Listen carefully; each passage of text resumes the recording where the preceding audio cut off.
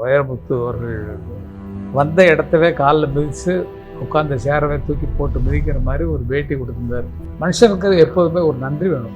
பாரதி ராஜா போய் சொல்லணும்னா இளையராஜா ஏற்றிருக்க மாட்டார் அப்படிங்கிற மாதிரிலாம் நினச்சி பார்த்துருந்தா இந்த மாதிரி பேட்டி அவர் கொடுத்துருக்க மாட்டார். அதிகமான பாப்புலாரிட்டி அவருடைய சாங்ஸுக்கு வந்தோடனே கர்வம் வந்து தலைக்கேறி போச்சு.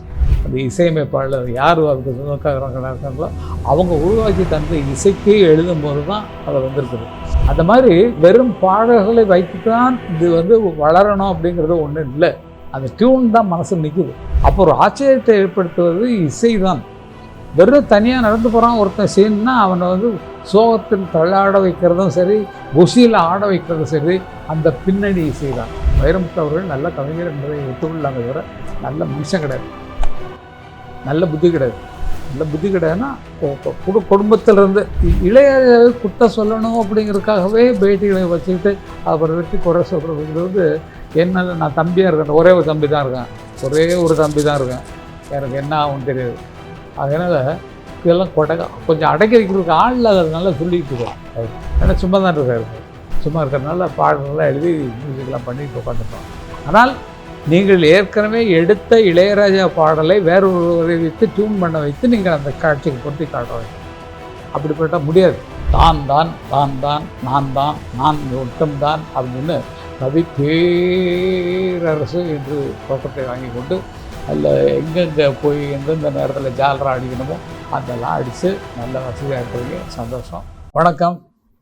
என்னை பார்த்து கொண்டிருக்கிற என்னன்னா நான் தெரியும், என் பேரெல்லாம் சொல்லி நான் அறிமுகப்படுத்த வேண்டிய சூழ்நிலை இல்லை.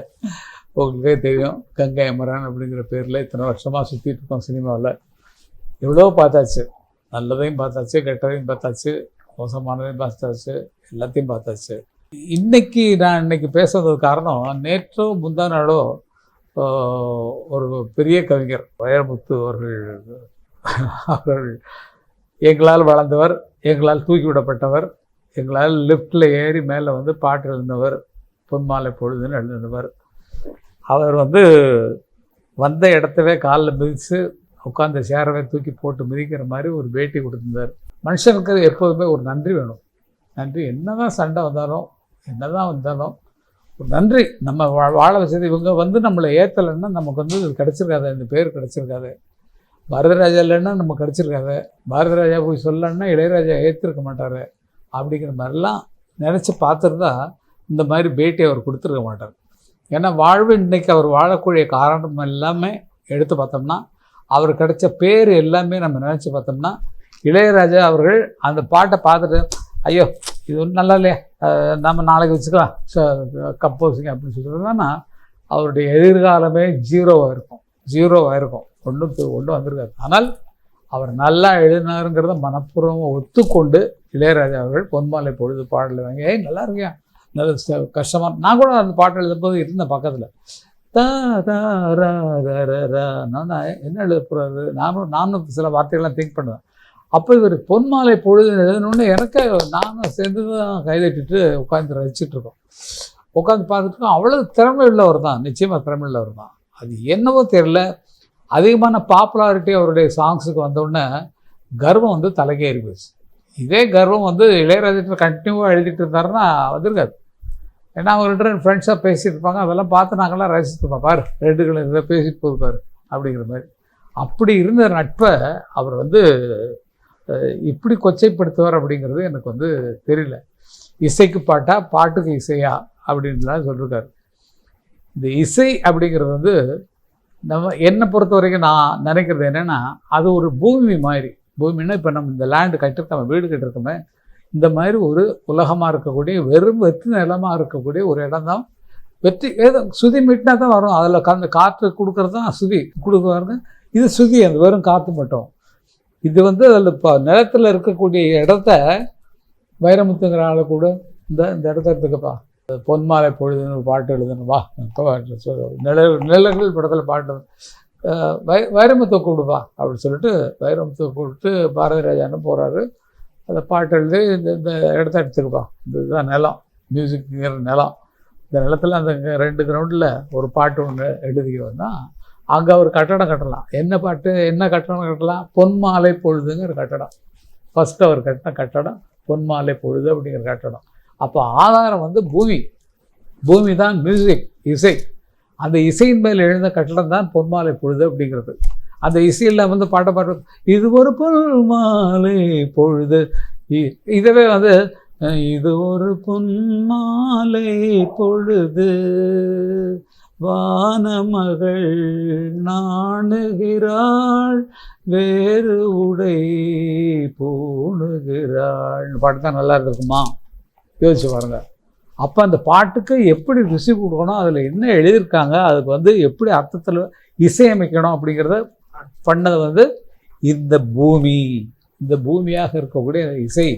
அந்த இசையமைப்பாளர் யார் அதுக்கு சொந்தக்காரங்களாக இருக்காங்களோ அவங்க உருவாக்கி தந்த இசைக்கே எழுதும் போது தான் அதை வந்திருக்குது.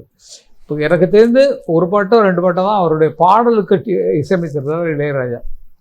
ஆனால் அத்தனை பாடல்களுக்குமே அவர் டியூன் கொடுத்தா எழுதியிருக்காரு. கரெக்டாக எழுதியிருக்காரு, அதெல்லாம் வேறு விஷயம். ஆனால் இப்படிப்பட்ட சூழ்நிலையில் வந்து அவங்களுக்குள்ள என்ன தகராறு நடந்ததெல்லாம் எங்களுக்கெல்லாம் தெரியாது. நாங்களாம் கேட்டுக்க மாட்டோம். என்னென்ன சண்டை நான் எனக்கெல்லாம் உரிமை இருக்குது கேட்குறது. சும்மாரா அப்படின்னு சொல்லிட்டு போடுவார். அதை பற்றி அவர் தான் ஒன்றுமே எடுத்துக்கிறது இல்லையே. பாட்டு நல்லா இருக்கா, அவ்வளோதான். அப்படி அதே தான் நிலைமையில தான் இன்னும் இருக்கிறார். அப்படிப்பட்ட ஒருத்தரை வந்து எவ்வளவு அசிங்கப்படுத்த முடியுமோ, எவ்வளவு என்ன இசைக்கு பாட்டுக்கு இசையா, பாட்டு தானே நிற்கிறது அப்படின்னா பாட்டு எப்படி நிற்குது? அந்தி மழை பொழிகிறதுன்றதுன்னா தனியாக போனா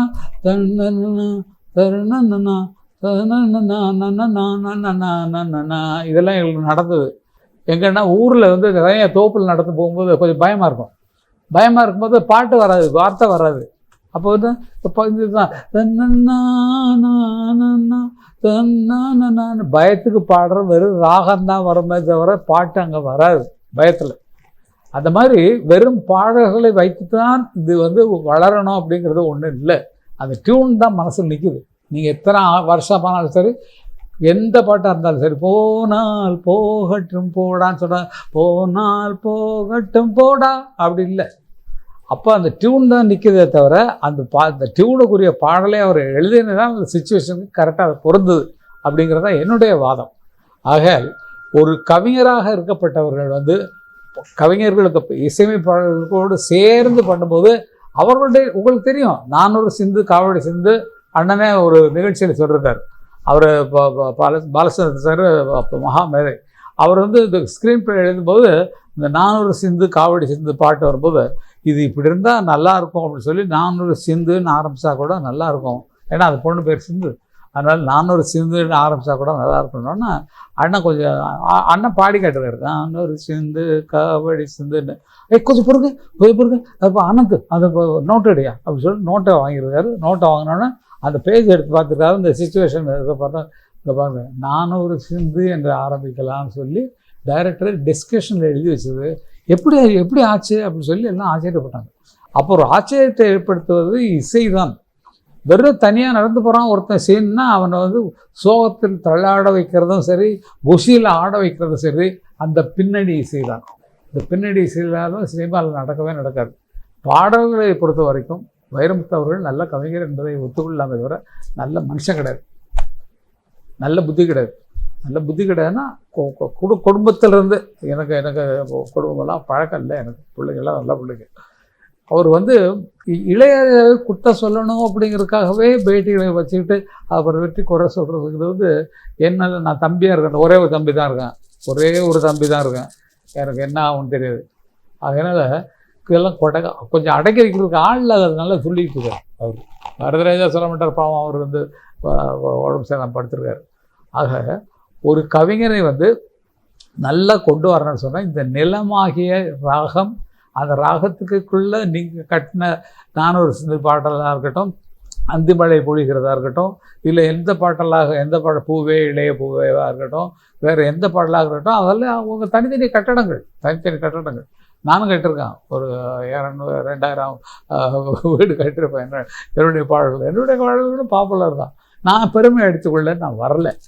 அண்ணனை சொன்னதுனால அந்த குற்றத்துக்காகத்தான் தான் நான் இது வந்து கேட்க வந்தேன். தவிர அது மாதிரி பேசக்கூடாது. இனிமேல் இளையராஜாவை பற்றி அவர் பேசினார்னா நல்லா இருக்காது. இதுக்கு பதில் கூட அவர் சொல்ல வேண்டாம், சொல்ல தேவையில்லை. இன்னும் ஆக்கக்கூடிய சாகிற மாதிரி நமக்கு பேச வேண்டியிருக்கோம். ஆகையில் வைரமுத்து அவர்களை வாழ வைத்த இளையராஜாவை ஃபோட்டோ வச்சு தினம் நீ கும்பிடணும். லண்டன் இன்றைக்கி வைரமுத்து பேரே இருந்திருக்காது, பேரே சுத்தமாக இருக்காது. எங்கே உங்கள் கவிதை புத்தகத்தை பல பேருக்கு அது எடுத்து டியூன் பண்ண சொல்லுங்க. ஒன்றும் இல்லை சார், அவர் எழுதின பாட்டு ஒரு 2 பாட்டு கையில் எடுத்துக்கலாம்.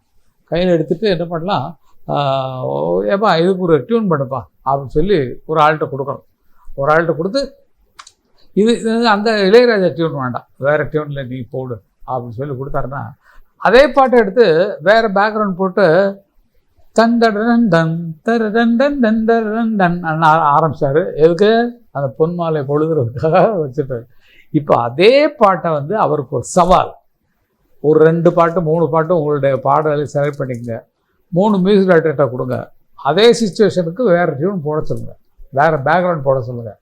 அதை வந்து இவங்க டிவியில் கொடுத்து ஜனங்களுக்கு பார்த்தீங்களா அந்த பாட்டை மாற்றிருக்கோம், இளையராஜா டியூன்லாம் போச்சு, இனிமேல் தேவையில்லை, இந்த மாதிரி புதுசாக பண்ணுவோம் அப்படிங்கிற மாதிரி ஐடியா கூட எடுத்துகிட்டு அவர் பண்ணலாம். ஏன்னா சும்மா தான் இருக்கார், சும்மா இருக்கிறதுனால பாடல்கள்லாம் எழுதி மியூசிக்லாம் பண்ணிட்டு உட்காந்துருக்கோம்.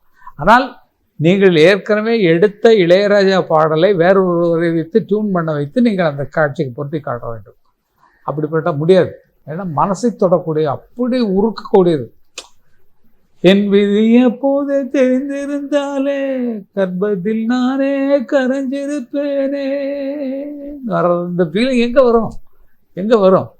அந்த ஃபீலிங்கை கொண்டு வந்தது இந்த நிலமாக இருக்கக்கூடிய இளையராஜா போட்ட அந்த டியூன்னால வந்தது தான் இதெல்லாம். ஆக இசை என்பது முக்கியமானது. இசை இல்லாமல் பாடல்கள் திரைப்படங்கள் கிடையாது. அந்த காலத்துலேருந்து இந்த காலத்து வரைக்கும் அவர் சொன்னார், மியூசிக் டைரக்டர் பேர்லாம் தெரியாது, எங்களுக்கு தெரியும். எங்களுக்கு அந்த காலத்துலேருந்து நாங்கள்லாம் பாடின வாராய் நீ வாராய் எல்லாம் பாடின ஆட்கள் தான். நாங்கள்லாம் பழைய பாட்டெலாம் பாடினது உள்ளவும் தென்றல் காற்றினிலே பாடின ஆட்கள்லாம். கல்லெல்லாம் மாணிக்க என்னென்ன பொக்கிஷங்களை கொடுத்துட்டு போயிருக்காங்க. இளையராஜா அடக்கமாக உட்காந்துட்டு அவர் பாட்டுக்கு வேலை வந்தால் செய்கிறாரு. இல்லைன்னா அவர் இப்போ எடுத்துக்கொண்டிருக்கிற மிகப்பெரிய பணி தன்னுடைய வாழ்வில் உச்சத்தில் போக வேண்டும் என்பதற்காக அமெரிக்கன் சிம்பனிக்கு அவர் தனியாக உட்காந்து மியூசிக் எழுதிட்டு இருக்காரு. நான் அதனால தான் அதிகமாக டிஸ்டர்ப் பண்ணுறதுக்கு அவர் போகிறதில்ல. இப்போ உட்காந்தாருன்னா வா உட்கார் எழுதிட்டு போவார். அப்புறம் அவர் எடுத்த மியூசிக்கை போட்டு காட்டுவார். சிம்பனியை கேட்க அவ்வளோ அற்புதமாக இருக்கும், அவ்வளோ பிரமாதமாக இருக்கும். இது எதுக்குன்னா எல்லாம் அமெரிக்காவில் நம்ம சிம்பனி வாசிக்க போகிறாங்க, அதுக்காகன்னு அவர் மற்றவங்கள பற்றியெல்லாம் கவலைப்படுறதில்லை. இவன் பேசுகிறான் அவன் பேசுகிறாங்கிறத பற்றியெல்லாம் கவலைப்படுறதில்லை. அவர் பாட்டுக்கு போயிட்டுருக்காரு. அது போயிட்டுருக்கு. அது வரும்போது தெரியும். உலகத்தில் 7ஆம் நம்பர் 8ஆம் நம்பரில் இருக்கக்கூடிய அவர் 5ஆவது நம்பருக்கு வந்து விழுவார், மேலே ஏறுவார் அப்படிங்கிற அளவுக்கு. இப்போ சிம்பனி எழுதுக்கு ஆளே கிடையாது. சிம்பனின்னா என்னென்ன பல பேர் தெரியாமல் தமிழ்நாட்டில் நம்மளாம் உட்காந்துருக்கோம். தனி மியூசிக் ஒரு ஒரு ஒரு ஒரு வரலாறை சொல்லக்கூடிய ஒரு இசை பதிவு தான் சிம்பனிங்கிறது. அது மாதிரி பண்ணுறதுக்கு ஆள் கிடையாது. அண்ணனுடைய ஸ்டைலில் அவர் தனியாக பண்ண சிம்பனி தான். நீங்கள் லாரா லாரா லாரா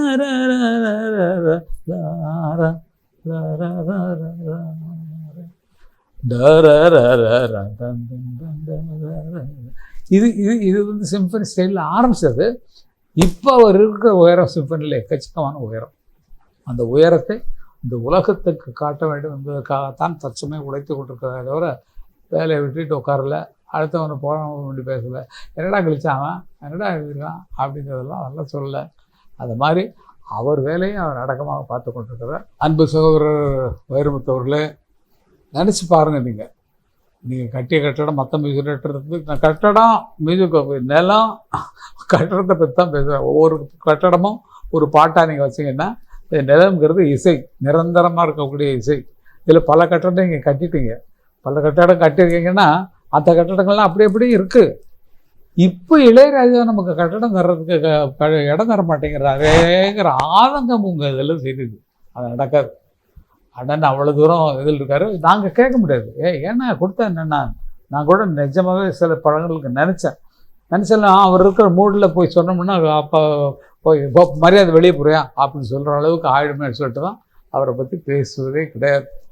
இன்றைக்கி பார்த்தீங்கன்னு சொன்னால் தன்னை தானே போழ்ந்து கொண்டு பேசக்கூடிய கவிஞர்கள் இந்த திரைப்பட உலகில் யார் இருக்கிறார்? நல்லா யோசிச்சு பாருங்க. நான் அப்படி எழுதினேன், நான் இப்படி எழுதினேன், எவராது எழுதியிருக்கிறதா அதை பாருங்க இது பாருங்க சொல்கிறதுக்கு இப்போ ஆளே கிடையாது. பாரதியார் சொன்னாரா, பாரதிதாசன் சொன்னாரா, இல்லை மும்மூர்த்திகள் இருந்தாங்க அவங்க சொன்னாங்களா, இல்லை வந்து கவிஞர் கண்ணதாசன் ஐயோ என்னென்ன பாடல்கள் எழுதியிருக்கிறார் அவர், நான் இந்த மாதிரிலாம் பாட்டு எழுதுக்கு ஆள் இல்லையே, இதான் எழுதியிருக்கேன் என் பாட்டு சார் சூப்பராக இருக்குது, அந்த அதெல்லாம் அவ்வளோ உணர்ந்து கொள்ள தெரிய ஜனங்களாக இருந்திருக்கிறார்களே என்று அப்படின்னு சொன்னால் எப்படி இருக்குமோ. வாலி சார்லாம் அவ்வளோ எழுதியிருக்கிறார். அடுத்தவங்க பாட்டை பாராட்டுறதில் அவருக்கு இது என்னுடைய பாட்டெலாம் பார்த்து நிறைய பார்த்துருக்காரு. அவரால் எழுத முடியாத பாட்டுக்கு உடம்பு சரியில்லை பார்த்தபோது அமர் சும்மா இருக்கான்ல அவரை சேர்ந்து சரணத்தை எழுத சொல்லு அப்படின்றார். அந்த அளவுக்கு மனசு திறந்த மனசாக எல்லோரும் சேர்ந்து இருக்கணும் அப்படின்னு சொல்லி நினைக்கக்கூடிய ஆட்கள் இருந்த இந்த சினிமா உலகத்தில் தான் தான் தான் தான் நான் தான் நான் ஒட்டம்தான் அப்படின்னு கவி பேரரசு என்று பட்டத்தை வாங்கி கொண்டு நல்ல எங்கெங்கே போய் எந்தெந்த நேரத்தில் ஜாலரா அடிக்கணுமோ அதெல்லாம் அடித்து நல்ல வசதியாக இருக்கிறீங்க, சந்தோஷம். குழந்தைகளும் புத்திசாலித்தனமாக இருக்குது, உங்களை விட புத்திசாலித்தனமாக இருக்குது, ரொம்ப ஈஸியாக இருக்குது. அவர்களுக்கு வாழ்த்துக்கள். எப்படி கெட்டது இருந்தாலும் நல்லவைகளையும் பாராட்டி ஆகணும். குழந்தைகளும் நல்லா வளர்ந்துட்டுருக்காங்க, அறிவுபூர்வமாக வளர்ந்துட்டுருக்காங்க. அதனால் அவர்களுக்கும் பாராட்டுகளை தெரிவித்து கொண்டு இனிமேல் வைரமுத்து அவர்களே மரியாதை தான் பேசிகிட்டு இருக்கேன். இளையராஜா அவர்களை பற்றி ஒரு சின்ன குற்றமோ குறைகளோ நீங்கள் சொல்வதாக இருந்தால் அதற்குரிய விளைவுகளை நீங்கள் வேறு மாதிரி சந்திக்க வேண்டியிருக்கும். அது வந்து நான் என்னன்னு சொல்ல முடியாது. ஆகையால் உங்கள் பேச்சை இத்துடன் நிறுத்தி கொள்ளுங்கள். நன்றியெல்லாம் கிடையாது, நன்றியெல்லாம் சொல்கிறதெல்லாம் வழக்கம் கிடையாது. ஆகையால் வாயை பொத்திக்கிட்டு இளையராஜா பற்றி மட்டும் பேசாமல் உங்கள் வேலையை அவர் எப்படி தனியாக அவர் பார்த்துட்டு திடுறாரோ அது மாதிரி உங்கள் வேலைகளை பார்த்து கொண்டு புத்தகம் போட்டுக்கிட்டு அந்த புத்தகத்தை எனக்கு 200 புத்தகம் வாங்கினா தான் வருவேன், அது நான் 500 புத்தகம் வாங்கினா தான் நான் வருவேன்னு சொல்லிட்டு மீட்டிங்கில் புத்தகத்தை விட்டு சம்பாதிச்சு நல்லா இருக்கும். உங்களுக்கு என்ன குறைச்சல்? கலைஞர் கொடுத்த இடம் இருக்குது, அருமையான இடம், நல்லா வீடு கட்டிட்டு நல்லா ஜம்முன்னு இருக்குங்க, அரசியல் ஆதாயங்கள் உங்களுக்கு இருக்குது. ஆகவே நீங்கள் பிழைச்சிக்குவீங்க, உங்கள்ட்ட புத்திக்கு நீங்கள் பிழைச்சிக்குவீங்க. ஆக இனிமேல் திரைப்படங்களுக்கு இளையராஜாவிடம் எழுத முடியாது என்பதை இது ரெக்கார்ட் பண்ணிவிட்டு மற்றவர்களையும் என்ன செய்கிறார்கள் அவர் அவாய்ட் பண்ண சொல்லலை. நான் பிடித்தவர்களுக்கு எழுதட்டும். ஆனால் இளையராஜாவை பற்றி குற்றம் சொன்னால் அவருக்கு பின்னால் இருக்கக்கூடிய இன்றைக்கி எடுத்து பாருங்களேன், நைட்டு பாருங்களேன், எல்லாம் இளையராஜா பாட்டாக யூடியூப்பில் போயிட்டுருக்கும். ஒருத்தரும் கேட்டு தான் போவாங்க. காரில் போகிறவங்க இளையராஜா பாட்டாக தான் கேட்டுருப்பாங்க. அதில் உங்கள் பாட்டும் வருது, என் பாட்டும் வருது, எல்லார் பாட்டும் வருது. ஆகவே அவரால் தான் நாம் பிழைத்தோம், அவரால் தான் பெயர் வாங்கினோம், அவரால் தான் இவ்வளவு உயர்ந்திருக்கிறோம், இத்தனை கட்டடங்களை கட்டியிருக்கிறோம். ஆகவே அந்த மகானை ஒரு தவறான வார்த்தைகளை கூட சொல்லி நீங்கள் திட்டக்கூடாது என்பதை இதன் மூலமாக அறிவிக்கிறேன்.